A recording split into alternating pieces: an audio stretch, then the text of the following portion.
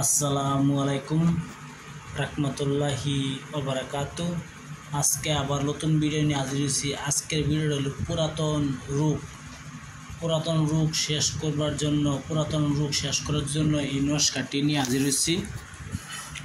আপনি বহুত দিন রোগে অশান্তি, শরীর খারাপ লাগে, বেমার জ্বর থাকে, এনি টাইম আপনার শরীর বেমার ভালো হয় না, যদি রোগ হয় তো আমার এই নস্কাটি ব্যবহার করবেন। এই নস্কাটি কেমনে ব্যবহার করতে না করতে আমি বলে দেব ভিডিওর মাঝে। আপনার সঠিকভাবে বেমারটা সঠিকভাবে কাজ করবে, ইনশাল্লাহ আপনার বেমার দূর হয়ে যাবে।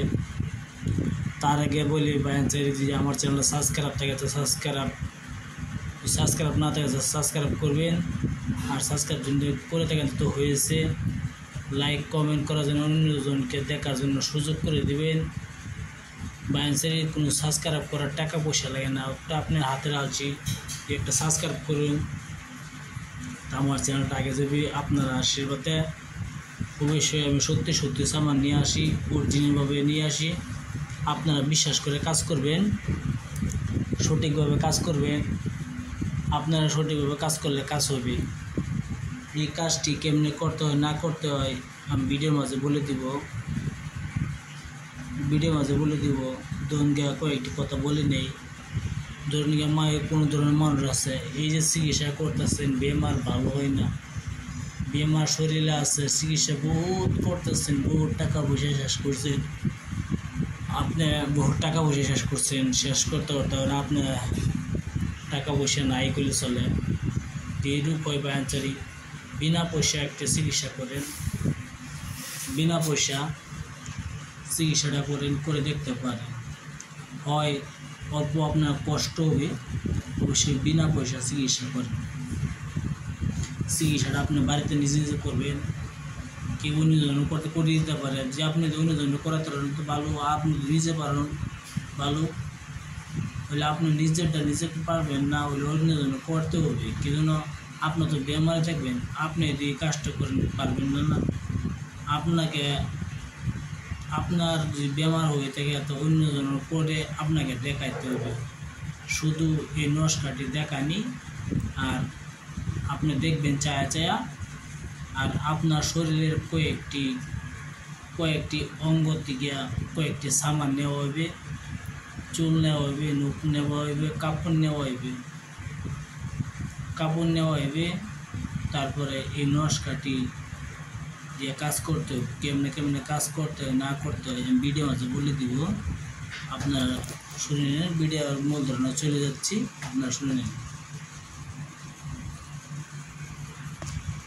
বহুত পুরানা বেমার যাইতেছে না তো কী করবেন, এই নস্কাটি আপনি ভালোভাবে লিখবেন। লেখার পরে আপনার যদি পুরোনো জামা থাকে, রোগীর পুরোনো জামাটা মানে অন্যজনকে ব্যবহার করা হলে হবে না। আপনার ব্যবহারিত জামা থাকে, আপনার ব্যবহারিত জামা লইবেন। আর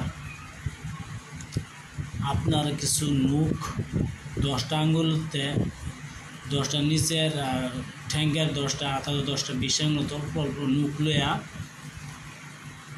মাথার কিছু চুল নেবেন, 1-2টা চুল নেবেন, লইয়া হাইরিয়া আপনি এই নস্কাটি ভালো করে লিখলেন।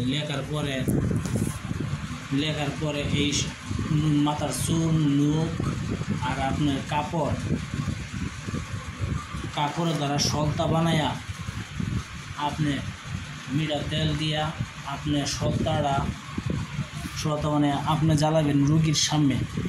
যতটুকু সময় জ্বলবে রুগীরা চায় দেখবে, ইনশাল্লাহ কিছুদিনের মধ্যে রুগী সুস্থ হয়ে যাবে। কয়েকদিন এই কাজ নতুন যন্ত্র বানায় নতুন কাজ করতে হবে। ইনশাল্লাহ আপনার রুগী সঠিকভাবে করলে আপনার রুগী ঠিক হয়ে যাবে। আর স্ক্রিনে নাম দেওয়া আছে, আপনি পরে শুনে নেন।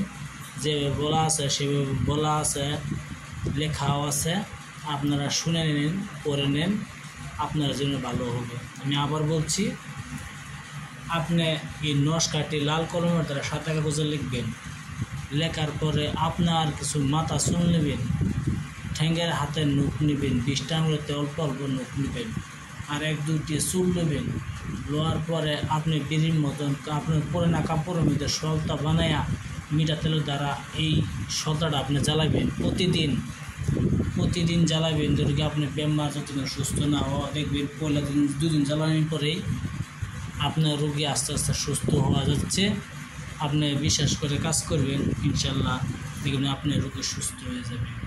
আর লেখা আছে স্ক্রিনে দেওয়া আছে, অরিজিনাল দেওয়া আছে কীভাবে কাজ করতে হয় করবেন। আর আমার সাথে যোগাযোগ করতে চান তো আমার হোয়াটসঅ্যাপ নম্বর 9101560711, আমার মোবাইল নম্বর হোয়াটসঅ্যাপ নম্বর ব্রাঞ্চের আপনারা যোগাযোগ করতে পারেন। আপনারা যদি আমার ভিডিও ভালো লাগে অবশ্যই একটা সাবস্ক্রাইব করবেন, শেয়ার করবেন, লাইক করতে বলবেন না। অবশ্যই হিন্দু মুসলমান খ্রিস্টান বৌদ্ধ যে কোনো করতে পারে কাজটা। আসসালামু আলাইকুম, খুদা হাফেজ, নমস্কার। একটা সাবস্ক্রাইব করেন, শেয়ার করেন।